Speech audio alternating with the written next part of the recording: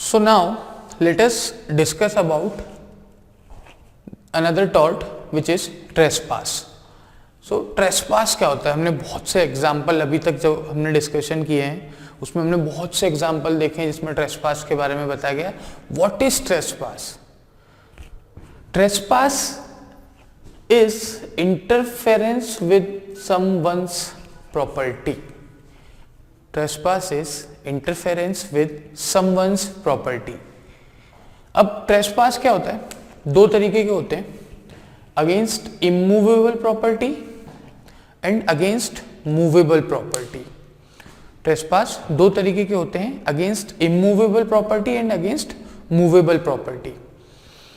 अब सबसे पहले हम इमूवेबल प्रॉपर्टी के अगेंस्ट ट्रेसपास पढ़ते हैं, उसके बाद हम मूवेबल की बात करेंगे. तो trespass is interference with someone's property without any just cause. आपके पास कोई रीजन नहीं था, कोई कॉज नहीं था, कोई वैलिड रीजन नहीं था, फिर भी आपने उनकी प्रॉपर्टी के साथ इंटरफेयर किया. अब प्रॉपर्टी के साथ इंटरफेयर करना मतलब यही नहीं होता कि आप उनके घर को तोड़ दो जाके या वहां पे कोई दूसरी बिल्डिंग बना लो. ये या तो, अब देखिए एग्जांपल से समझाता हूं. क्या होता है कि सपोज करिए ये x का लैंड है और ये y का लैंड है. अब y को अगर अपने लैंड पे आना है तो यहां से ऐसे घूमते हुए आना पड़ेगा, बट अगर वो x के लैंड से होता हुआ है तो यहां से शॉर्टकट में आ सकता है. तो वो रोज x के लैंड से होता हुआ शॉर्टकट से अपने लैंड पे पहुंच जाता था. x ने कई बार उसे बोला कि भाई ये मेरा लैंड है, आप ट्रेसपास मत करिए. x ने ऑब्जेक्शन दिखाए, y नहीं माना. तो इसमें क्या होता है कि y जो है वो x की प्रॉपर्टी पे ट्रेसपास कमिट करता है. तो इंटरफेरेंस किस तरीके से हो सकती है ये हमने देख लिया. अच्छा, जरूरी नहीं है कि इंटरफेरेंस पर्सन खुद जाकर करे.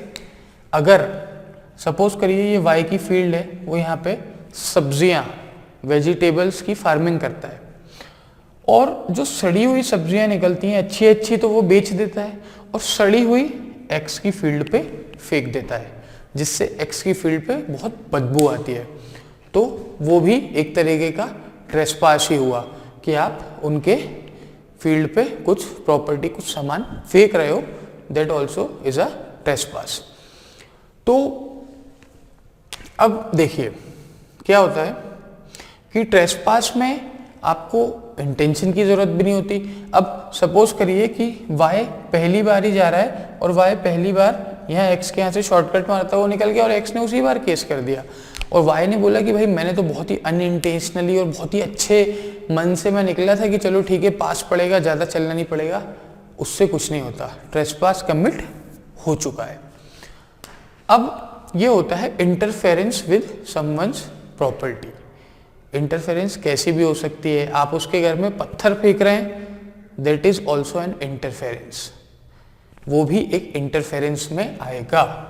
अब without any just cause, without any just cause, कोई आपके पास रीजन ही नहीं है जाने का, तो भाई हमारे पास क्या रीजन होगा जाने का. ये भी तो एक क्वेश्चन उठता है ना कि चलिए ठीक है हमने माना कि हमारे पास रीजन नहीं है, बट रीजन है क्या? तो रीजन है लाइसेंसी. फर्स्ट रीजन है लाइसेंसी. लाइसेंसी किसे बोलते हैं? जो लोग इनवाइट किए जाते हैं. आप कभी अपने रिलेटिव के या नेबर के यहाँ जाते होंगे तो आपको इनवाइट करते हैं तब जाते हैं. तो जब आपको वो इनवाइट करते हैं तब आप लाइसेंसी होते हैं. पर कितनी देर के लिए लाइसेंसी होते हैं? सपोज करिए आपके नेबर ने बोला 6 से 8 मेरे यहाँ पार्टी है, आपको आना है. तो 6 से 8 तक के लिए आप लाइसेंसी हैं, 8:30 तक आप नहीं रुकेंगे, वो फिर ट्रेसपास हो जाएगा. अगर आपका नेबर थोड़ा सा भी दिमाग से खिसका हुआ तो वो आप पे केस कर देगा और केस उसका सक्सीड हो जाएगा, फिर आपको कंपनसेशन देना पड़ेगा. तो जितना टाइम, जिस काम के लिए उसने आपको लाइसेंस दिया है, सपोज करिए x है, y है, ये x का गार्डन है. x ने y को लाइसेंस दे रखा है कि आप रोज शाम को 1 घंटे मेरे गार्डन में आइए और मेरा गार्डन आप देखिए, कोई दिक्कत नहीं है। आप वाई जो है वो गार्डन उसे बहुत अच्छा लगता था, तो एक्स ने बोला बिल्कुल रोज शाम को 1 घंटे आइए। तो वाई का लाइसेंस कब तक वैलिड है? रोज शाम को 1 घंटे के लिए, फॉर 1 आवर। किस चीज के लिए? सिर्फ और सिर्फ गार्डन में घूमने के लिए। अगर एक्स गार्डन से उसके घर में घुसता है तो वो लाइसेंस वैलिड नहीं है, वो फिर ट्रेसपास हो जाएगा। या फिर वो गार्डन में से रोज तोड़ के अपने घर ले आता है, तब भी वो एक ट्रेसपास हो जाएगा। क्यों? क्योंकि उस चीज का लाइसेंस ही नहीं है ना। लाइसेंस सिर्फ और सिर्फ गार्डन में घूमने का और पेड़ पौधे देखने का है बस, और किसी चीज का लाइसेंस नहीं है। तो ये होता है आपका लाइसेंसी, जिसे हम बाय इनविटेशन बुलाते हैं। दूसरी चीज होती है for performance of once duty. For performance of once duty, suppose करिए ये एक्स का घर है और ये उसका क्या है? गार्डन। यहां पे बोर्ड लगा है ट्रेसपासर्स आर नॉट अलाउड। ये एक्स का घर है, ये उसका गार्डन है, और यहां बोर्ड लगा है कि ट्रेसपासर्स आर नॉट अलाउड। अब ये पोस्टमैन आता है और पोस्टमैन देखता है कि भाई जो लेटर बॉक्स है वो तो यहाँ वाले दरवाजे पे लगा हुआ है, और वो गार्डन से होता हुआ जाके यहाँ पे लेटर डाल देता है। तो इसका मतलब ये नहीं है कि एक्स उस पर ट्रेसपास के लिए केस कर देगा। क्यों? क्योंकि वो अपनी ड्यूटी फुलफिल करने आया है। समझ रहे हैं? मान लीजिए इलेक्ट्रिसिटी बिल वाला आया, मीटर घर के अंदर लगा है, तो वो गार्डन में घुसता हुआ घर के अंदर आएगा, मीटर की रीडिंग लेगा और फिर बिल बना के देगा। इसका मतलब ये नहीं है कि आप उस पर ट्रेसपास का केस कर देंगे। वो अपनी ड्यूटी फुलफिल करने आया है, वो उसकी ड्यूटी है, तो it will not be considered as a trespass. अब इसके बाद तीसरी चीज जो होती है वो होती है वर्किंग ऑफ लॉ और स्टैट्यूट। वर्किंग ऑफ लॉ और स्टैट्यूट। वर्किंग ऑफ लॉ और स्टैट्यूट से आप क्या मतलब समझते हैं? कि जो काम किसी लॉ के द्वारा किया जा रहा है या किसी स्टैट्यूट से गवर्न किया जा रहा है, उसको करने के लिए अगर कोई ट्रेसपास होता है तो वो टॉर्ट नहीं माना जाएगा। ये बात हमने पहले भी समझ रखी है सोवरेन इम्यूनिटी में। सोवरेन इम्यूनिटी एक डिफेंस है जिसके बारे में हमने पढ़ा था। तो सोवरेन इम्यूनिटी और ये वर्किंग ऑफ लॉ और स्टैट्यूट एक तरीके से सेम ही चीज है। ठीक है, होता क्या है कि मान लीजिए एक्स है और एक्स भाई साहब हैं बहुत बड़े चोर। ठीक है, इन्होंने करी चोरी, कोर्ट ने इनके खिलाफ समन इशू किया, तो कोर्ट का कोई अथॉरिटी इनके घर समन देने गई। ये इनका गार्डन है, गार्डन से होते हुए घर गई, घर पे उन्होंने समन दिया। अब एक्स को उस अथॉरिटी को वो पसंद करे ना करे, उसको उसे अंदर बुलाना हो ना बुलाना हो, बट वो एक वर्किंग ऑफ लॉ और स्टैट्यूट के लिए गया है, तो एक्स उसे मना नहीं कर सकता। एक्स को उसे अंदर अलाउ करना पड़ेगा और समन को लेना पड़ेगा। ये हुआ आपका वर्किंग ऑफ लॉ और स्टैट्यूट। सपोज सेम सिचुएशन में देखिए कि एक्स तो है ही चोर। ठीक है, अब एक्स भाई साहब जो है वो क्या करते हैं कि चोरी करते हैं, तो उनके खिलाफ वारंट इशू हो जाता है। अब वारंट इशू हो जाता है तो पुलिस इंस्पेक्टर जो रहता है वो जाता है अरेस्ट करने। तो अरेस्ट करने जब वो जाता है तो वो घर में घुसता है, हथकड़ियां पहनाता है और ले आता है। तो एक्स ये नहीं बोल सकता कि पहले इन्होंने ट्रेसपास कमिट किया। जी नहीं, वो वर्किंग ऑफ लॉ और स्टैट्यूट के लिए आए थे और ये ट्रेसपास नहीं होता है। तो ट्रेसपास क्या होता है? किसी भी इंसान की प्रॉपर्टी के साथ इंटरफेरेंस विदाउट एनी जस्ट और रीजनेबल कॉज। और जस्ट और रीजनेबल कॉज क्या होते हैं? अगर हम इनवाइटेड हैं, हमें इनविटेशन मिला है तो हम लाइसेंसी हो जाएंगे, बट वो लाइसेंस उसी मैनर में काम करेगा जिस मैनर में हमें मिला है। अगर वो हमें 6 से 8 के लिए किसी शादी के लिए मिला है, कि सपोज करिए कि उन्होंने बोला कि भाई हमारे घर में आज शादी का फंक्शन है, 6 से 8 आपको आना है, तो 6 बजे जाइए, 8 बजे वापस आ जाइए। 6 से 8 आपके पास लाइसेंस है। उन्होंने बोला भाई खाना भी हमारे यहाँ खाना है, तो खाना खाने का भी आपके पास लाइसेंस है, जाइए बैठिए खाना खाइए, तो बिल्कुल पेट भर के वापस 8 बजे अपने घर आ जाइए। 8:30 तक रुके, और अगर उनके दिमाग में आया कि ये व्यक्ति तो ट्रेसपास कर रहा है, तो वो आप पर ट्रेसपास का केस कर देंगे और 2 गुलाब जामुन आप पर भारी पड़ सकती है। तो इसलिए 2 गुलाब जामुन के लिए कभी भी शादी में लेट नहीं रुकना है हमें, समझ रहे हैं। तो ये होता है interference with someone property without any just cause, ठीक।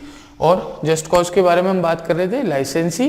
फिर अगर पोस्टमैन है और इलेक्ट्रिसिटी डिपार्टमेंट के लोग हैं, या फिर किसी भी ऐसी ड्यूटी जो उन्हें ड्यूटी फुलफिल करनी है, उनकी ड्यूटी है, और अगर उसके लिए वो ट्रेसपास करते हैं तो वो ट्रेसपास में नहीं आएगा।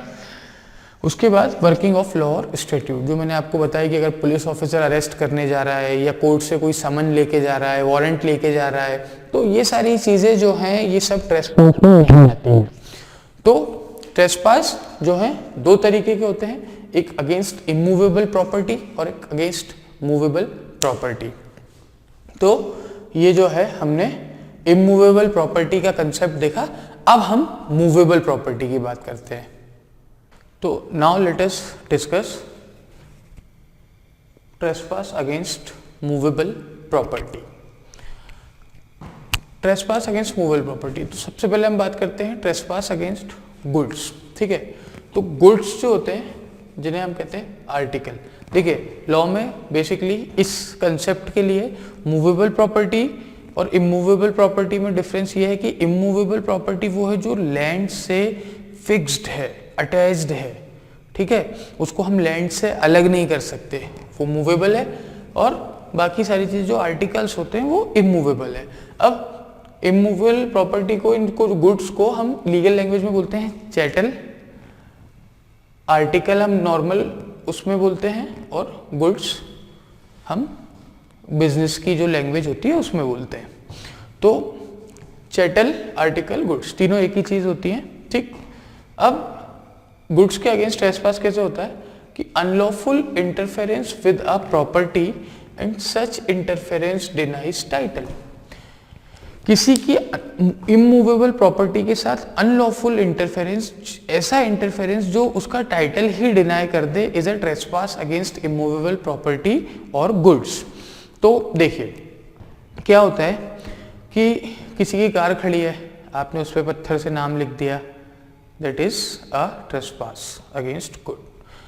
सपोज करिए बच्चे क्रिकेट खेल रहे हैं, आप उनकी बॉल उठा के भाग गए, ट्रेसपास। अब आपने किसी की बॉल उठाई, उस बच्चे ने आपसे वापस छीन ली, that is not a trespass. क्यों? क्योंकि इस कंसेप्ट में हम बात करते हैं पजेसर की, कि जिसके पास उसकी पोजीशन होती है, गुड्स की पोजीशन जिसके पास है। अब पोजीशन कैसी हो सकती है? पोजीशन एक्चुअल भी हो सकती है, लीगल भी हो सकती है। लीगल ऑन पेपर और एक्चुअल कि वो उसकी फिजिकल कैपेसिटी, फिजिकल पोजीशन में है। तो फिजिकल पोजीशन में अगर उसके कोई गुड्स हैं और आप उनको ले लेते हैं तो वो एक ट्रेसपास होगा, ठीक। अगर आपने किसी से उसकी बॉल ले ली, उसने वापस आपसे ले ली, तो उसने आपके खिलाफ ट्रेसपास कमिट नहीं किया, क्योंकि वो उसी की प्रॉपर्टी थी, उसी की पोजीशन में थी। तो होता ये है, अब किसी के घर का विंडो का कांच पे पत्थर मारना, just because you and your friends are competing that who will break it, that's a trespass against a movable property. तो ये सारी चीजें मूवेबल प्रॉपर्टी में ट्रेसपास में आती हैं। अब अगला कंसेप्ट जो आता है वो आता है कन्वर्जन का। तो कन्वर्जन का कंसेप्ट बोलता क्या है कि आपने किसी का सामान लिया और सामान लेके उसे इस तरीके से कन्वर्ट कर दिया कि उसका टाइटल ही चला गया। आपने उसे या तो चुरा लिया, या उसे रिमूव कर दिया, या फिर उसे किसी और चीज में बदल दिया। सपोज कि उसकी एग्जिस्टेंस ही खत्म हो गई। जैसे कि मान लीजिए एक्स ने वाई की बॉटल ले ली मिल्क की, और मिल्क की बॉटल में कुछ ऐसा मिला है जिससे वो दही बन गया, कर्ड बन गया, तो वो मिल्क ही नहीं बचा, उसकी एग्जिस्टेंस ही नहीं बची। जो गुड्स एक्स के पास थे उनकी कोई एग्जिस्टेंस ही नहीं बची। तो बेसिकली एक्स ने वाई के गुड को कन्वर्ट करके अपने पास रख लिया। ये होता है कन्वर्जन। कन्वर्जन बेसिकली कि किसी के गुड्स जो आपके पास हैं आपने उसे कन्वर्ट कर लिया, अपने अंडर रख लिया और उनकी खुद की उस पर कोई जो है पोजीशन या ओनरशिप या फिर जो उनका जो हक था उस गुड पे वो बचा ही नहीं। ठीक, अब कन्वर्जन में ये होता है। ठीक है, अब फाइंडर ऑफ गुड्स में क्या होता है, ये बहुत छोटे छोटे कंसेप्ट हैं, इनमें ज़्यादा कुछ इतना है नहीं पढ़ने का, बट एक एज अ कंसेप्ट हम इन्हें समझ रहे हैं। तो फाइंडर ऑफ गुड्स में क्या होता है कि इफ फाइंडर ऑफ गुड्स, तो बेसिकली अगर आपको रास्ते चलते कोई सामान पड़ा मिला तो you are a finder of good. तो फाइंडर ऑफ गुड्स की दो बेसिकली जो होती हैं कंडीशन होती है कि अगर उसका जो ट्रू ओनर है वो डिमांड कर रहा है और अगर वो चीज़ रिटर्न हो सकती है तो आपको रिटर्न करनी पड़ेगी। अनटिल एंड अनलेस वो कंज्यूमेबल थी और आपने कंज्यूम कर ली है, सपोज करिए बिस्किट पड़ा मिला आप खा गए, तो फिर कोई बात नहीं, उस केस में आप एक ट्रेसपासर नहीं होते। या फिर लेकिन अगर वो रिटर्नेबल है, आप उसे रिटर्न कर सकते हैं, एग्जिस्ट करती है अभी भी, तो आप रिटर्न, अगर आप उसे रिटर्न करने से मना कर देते हैं तब आप जो है लायबल होंगे। अब क्या होता है, सपोज करिए कि जो फाइंडर ऑफ गुड्स है, ठीक है, उसकी जो पोजीशन है, उसकी जो ओनरशिप है वो जो रियल ओनर है उससे कम होती है। लेकिन अगर किसी जगह आपको कुछ पड़ा मिला और वो किसी की प्राइवेट प्रॉपर्टी है और वो प्राइवेट प्रॉपर्टी में से आपको पड़ा मिला, तो जिसकी वो प्रॉपर्टी है उसकी ओनरशिप फाइंडर ऑफ गुड्स से ज्यादा होगी पर रियल ओनर से कम होगी। देखिए केस से समझते हैं, Waverley B council versus FC Fletcher. इस केस में क्या हुआ था, Waverley B council versus FC Fletcher. FC Fletcher जो है ये वेबरली बी काउंसिल के पार्क में गए, ठीक है, पार्क में इन्हें एक मेडिवल ब्रोच पड़ा मिला, मिट्टी के अंदर दबा हुआ। इन्होंने उठा के रख लिया, भाई मैं फाइंडर ऑफ गुड हूं, जब रियल ओनर आएगा तो दे दूंगा। अब वेबरली बी काउंसिल का कहना यह था कि क्योंकि ये हमारी प्रॉपर्टी पे पड़ा मिला तो इसके ओनर हम हैं या फिर इस पे ओनरशिप हमारी ज्यादा है as compare to the finder of goods, और रियल ओनर जो है उसकी ओनरशिप से हमारी ओनरशिप कम है। तो कोर्ट ने क्या कहा, बिल्कुल सही बात है, जिसकी प्रॉपर्टी पे मिला है उसकी ownership as against the finder of goods ज्यादा होती है और रियल ओनर से कम होती है। तो वो ब्रोच वेबरली बी काउंसिल को दिलवा दिया गया। तो वेबरली बी काउंसिल को ब्रोच दिलवाया गया, क्यों? क्योंकि उनकी प्रॉपर्टी पे मिला था और जिसकी प्रॉपर्टी पे मिलता है उसकी ओनरशिप अगर फाइंडर ऑफ गुड्स से कंपेयर की जाए तो ज्यादा होती है। तो ये होता है आपका फाइंडर ऑफ गुड्स का कंसेप्ट। अब एक कंसेप्ट है डेटिन्यू, DETINUE, डेटिन्यू। ये बेसिकली एक इंग्लिश टॉर्ट है जो अब अबॉलिश हो चुका है, ठीक है। इसके जो अधिकतर टाइप्स हैं वो आजकल कन्वर्जन में ही आते हैं, बट फिर भी एग्जामिनर्स का कोई भरोसा नहीं रहता, लीगल जीके में भी ये चीज़ आ सकती है, कहीं ना कहीं इंपॉर्टेंट रहती है। तो एक छोटा सा कंसेप्ट है, हम उसको भी पढ़ लेते हैं। तो होता क्या है डेटिन्यू का मतलब, unlawful detention of a property. Unlawful detention of a property, unlawful detention of a property से क्या मतलब है, सपोज करिए कि आपके पास किसी के गुड्स हैं और आप वो लौटा ही नहीं रहे, आपने अनलॉफुली उन्हें डिटेन करके रख लिया है। तो एग्जाम्पल से समझते हैं, सपोज करिए एक्स है, ठीक है, अब ये एक्स ने कुछ गोल्ड, एक मान लीजिए एक गोल्ड की चेन वाई को दी और उससे कुछ अमाउंट लोन पे लिया, कितने दिनों के लिए, 12 मंथ्स के लिए। भाई 12 मंथ्स कंप्लीट हो गए, एक्स ने पूरा पैसा भी लौटा दिया पर वाई जो है उसकी गोल्ड चेन लौटा ही नहीं रहा है। तो ये होता है डेटिन्यू कि भाई सब कुछ हो चुका है फिर भी उसने अनलॉफुली उन गुड्स पे को डिटेन करके रखा है, उनका डिटेंशन करके रखा है। तो ये होता है ट्रेसपास अगेंस्ट इमूवेबल प्रॉपर्टी। अभी तक हमने मूवेबल प्रॉपर्टी पढ़ रखा था, इमूवेबल प्रॉपर्टी। एक चीज हमेशा याद रखिए कि ट्रेसपास मूवेबल इमूवेबल दोनों में जरूरी नहीं है कि रियल ओनर के खिलाफ ही हो। ट्रेसपास जिसके पास पोजीशन होती है उसके खिलाफ हो सकता है। जैसे कि अभी हमने बात किया था कि गुड्स की जिसके पास पोजीशन होगी, वो पोजीशन कैसी, लीगल या फिजिकल, लीगल या रियल। रियल पोजीशन मतलब फिजिकल पोजीशन, आपके पास गुड्स हैं, और लीगल मतलब ऑन पेपर वो आपके नाम पर है। वैसे ही जब हमने अभी थोड़ी देर पहले इमूवेबल प्रॉपर्टी की बात की थी, तो इमूवेबल प्रॉपर्टी में भी क्या होता है, सपोज करिए कि there is a house which belongs to X, X ने उसे वाई को रेंट पे दिया और जेड उस पर ट्रेसपास करता है, तो जरूरी नहीं है कि एक्स ही आकर के जेड पे क्लेम करेगा वाई, क्योंकि वाई के पास पोजीशन है तो वाई ट्रेसपास का सूट फाइल कर सकता है। तो पोजीशन इज इंपॉर्टेंट, जिसके पास पोजीशन होती है उसके अगेंस्ट टॉर्ट कमिट होता है। अब हमने ट्रेसपास देख लिया कि भाई मूवेबल में कैसे होता है, इमूवेबल में कैसा होता है, कन्वर्जन देख लिया, फाइंडर ऑफ गुड्स देख लिया, ये अबॉलिश्ड कंसेप्ट जो है डिटेन्यू, इसे भी हमने देख लिया। अब हम बात करते हैं कि जब लोग ट्रेसपास करते हैं या कोई लाइसेंसी आता है या कोई माइनर है, चिल्ड्रन है, वो जब किसी प्रॉपर्टी में आते हैं तो जो प्रॉपर्टी का ओनर होता है उसकी क्या रिस्पॉन्सिबिलिटीज होती हैं towards the people coming in their house और property. So let's talk about the owners responsibility now. So let us discuss the last topic of the tort which is trespass, and the topic is occupier's liability. So this concept is कि occupier की भी कुछ liabilities होती हैं। ऐसा नहीं है कि उसने अगर कोई डॉग रख रखा है घर में या किसी भी तरीके की कोई ऐसी जगह है विच इज रिस्की तो वो बिल्कुल उस लाइबिलिटी से फ्री है, नहीं है।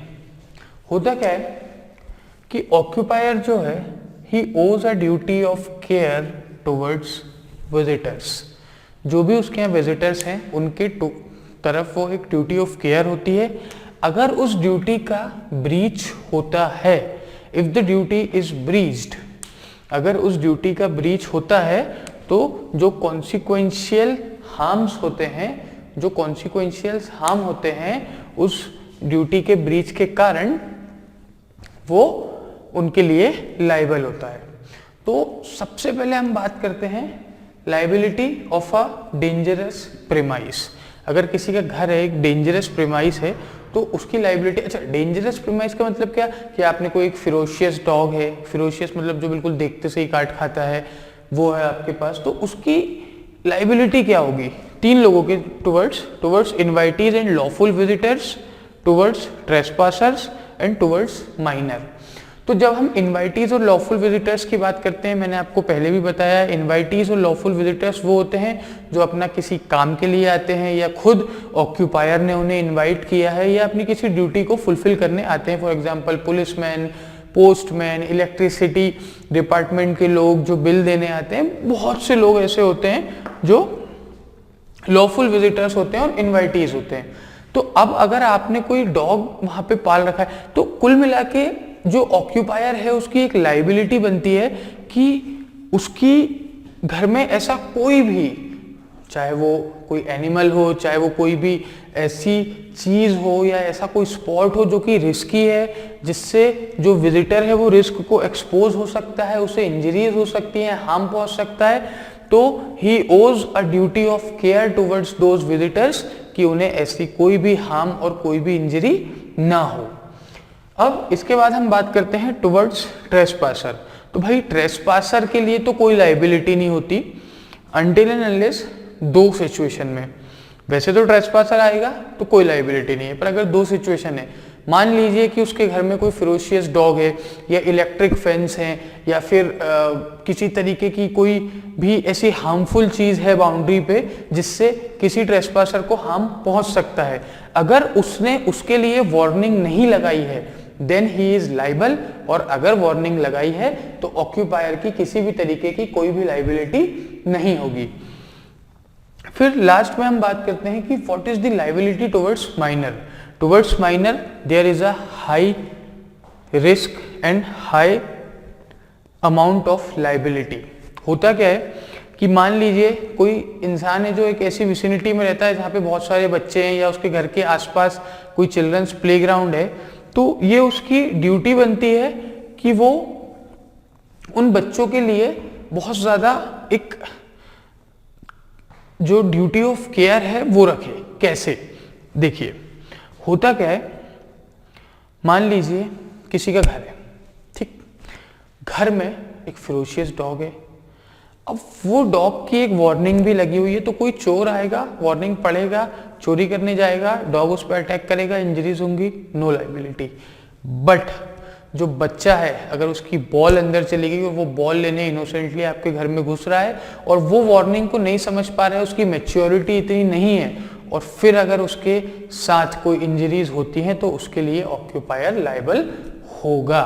तो बेसिकली बच्चों की वो मेंटल कंडीशन नहीं मानी जाती, बच्चों की वो इतनी मैच्योरिटी नहीं मानी जाती कि वो वार्निंग देख करके रुक जाएंगे, क्योंकि उन्हें अपनी बॉल से मतलब है, उन्हें उस डॉग से कोई लेना देना नहीं है. तो इसलिए उनके लिए एक जो ड्यूटी ऑफ केयर रहती है थोड़ी हाई रहती है और लायबिलिटी भी पूरी पूरी रहती है. इसके बाद रूल ऑफ प्रिस्क्रिप्शन, ये हमने न्यूसेंस में भी पढ़ा था. प्रिस्क्रिप्शन बेसिकली अगर कोई सपोज करिए x has a land, x का ये लैंड है, ठीक है, इस पे से वाई रोज जाता है, रोज जाता है, रोज जाता है, रोज जाता है, और एक्स कभी उसे मना ही नहीं करता. तो वाई को बेसिकली एक लाइसेंस मिल गया है कि हाँ you can enjoy his property. तो बाद में कुछ सालों बाद एक्स एकदम से आके नहीं बोल सकते no no no he is trespassing, because he has been using this land since many years और since many days, and now you are coming and complaining about trespass. No chance of trespass. Then this is rule of prescription. And last is dangerous animal. तो कोई भी ऐसा आदमी जिसके घर में dangerous animal है या कोई कैटल है जैसे कि गाय, भेड़, बकरी, तो ऐसे जो एनिमल्स है, लेकिन अगर वो उनका टेम्परामेंट हाई है और उसे पता है कि भाई ऐसा ऐसा है, मेरे पास जो डॉग्स हैं वो ऐसा कर सकते हैं, तो मेरे पास जो भी जानवर है वो बहुत ही गुस्सैल है और वो किसी पे भी अटैक कर सकता है, तो उनकी एक लायबिलिटी होती है, एक ड्यूटी ऑफ केयर होता है towards the visitors as well as the neighbourhood, कि या तो कोई उनके घर में आ रहा है या उनका जो जानवर है वो कभी बाहर जा रहा है तो वो किसी पे अटैक ना करे. और तो बेसिकली ये सारी चीजें होती हैं. तो इसमें इन्वाइटीज और लॉफुल विजिटर्स तो बहुत ही क्लियर चीज है कि अगर आपके घर में कोई लॉफुल विजिटर और इन्वाइटी आ रहा है तो आपको उसको आपकी एक ड्यूटी ऑफ केयर है. टुवर्ड्स माइनर मैंने आपको बताया कि भाई थीफ पढ़ सकता है, ट्रेसपासर पढ़ सकता है, पर माइनर की उतनी मैच्योरिटी लेवल नहीं होती. और जब ट्रेसपासर की बात करते हैं हम, तो जैसे कि हमने दो बातें करी कि अगर वार्निंग साइन है नो इश्यूज, वार्निंग साइन नहीं है तो अगर इलेक्ट्रिक फैंस हैं या कोई फेरोशियस डॉग है या किसी भी तरीके की दूसरी प्रोटेक्शन है जिससे इंजरी हो सकती है, तो जो ऑक्यूपायर है वो लायबल माना जाएगा. एंड सेकंड थिंग इज कि अगर ऑक्यूपायर को पता है कि मेरी जो प्रीमाइस है उसमें ट्रेसपासर है, उसकी प्रेजेंस है, और उसके बाद वो बंधे हुए फेरोशियस डॉग को खोल देता है या ऐसी कोई सी भी रिस्क से उस ट्रेसपासर को एक्सपोज कर देता है जिससे उसे इंजरीज हो जाती है, तो भी जो ऑक्यूपायर है वो लायबल होगा. सो ये हमारा ट्रेसपास का टॉपिक खत्म होता है.